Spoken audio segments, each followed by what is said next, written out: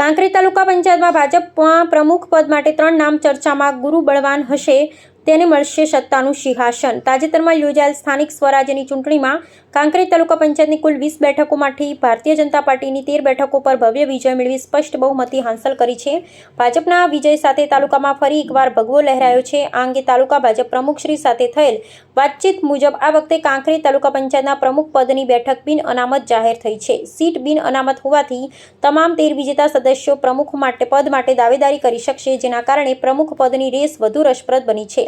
બહુમતી સ્પષ્ટ થતાં હવે તાલુકા પંચાયતના પ્રમુખ અને ઉપપ્રમુખની વરણી અંગે રાજકીય વર્તુળો અને જનતામાં ભારે ઉત્સુકતા જોવા મળી રહી છે. વિજેતા 13 સદસ્યમાંથી કોને તાલુકાની કમાન સોંપવામાં આવશે તે અંગે લોકોમાં અને કાર્યકરોમાં 3 નામોની વ્યાપક ચર્ચા શરૂ થઈ ગઈ છે. ભાજપ સંગઠન દ્વારા આગામી દિવસોમાં પ્રદેશ અને જિલ્લા નેતૃત્વ સાથે પરામર્શ કરી પ્રમુખ ઉપપ્રમુખના નામોની જાહેરાત કરવામાં આવશે. અહેવાલ બાય રામજીભાઈ રાયગોર. હું ખટાણા ઈશ્વરભાઈ જેઠાભાઈ, પૂર્વ સદસ્ય અને ચેરમેન બનાસકાંઠા જિલ્લા પંચાયત સહકાર સમિતિ. તાજેતરમાં સમગ્ર ગુજરાતમાં જિલ્લા પંચાયત અને તાલુકા પંચાયત તેમજ મહાનગરપાલિકાની ચૂંટણીઓ યોજાઈ, તેમજ ભાજપ દરેક જગ્યાએ જંગી બહુમતીથી વિજય પ્રાપ્ત કરેલું છે. તે પૈકી બનાસકાંઠા જિલ્લામાં પણ ભાજપે તાલુકા પંચાયત અને જિલ્લા પંચાયતમાં બહુમતી હાંસલ કરેલ છે.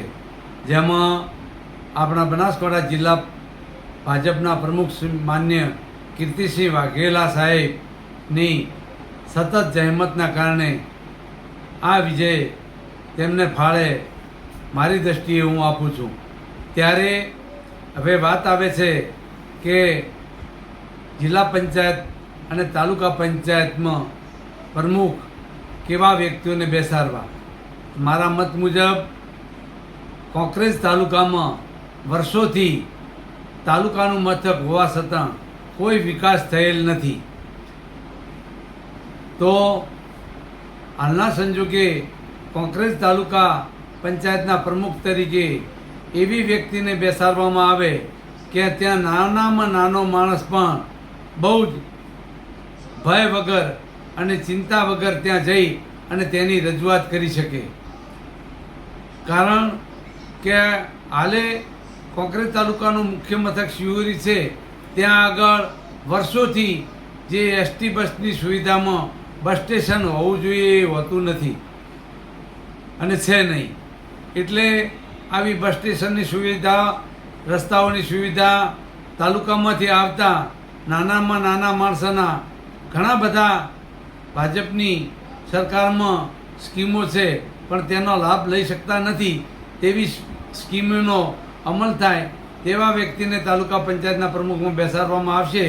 તો આવતી 2000 વિધાનસભાની ચૂંટણીમાં ભાજપને આનાથી પણ વધુ જે ઉમેદવાર પક્ષ મૂકશે તે 20,000થી પણ વધુ મતથી વિજય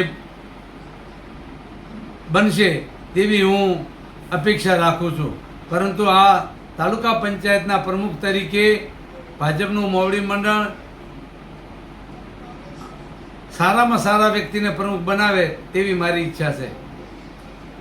એટલું કહું.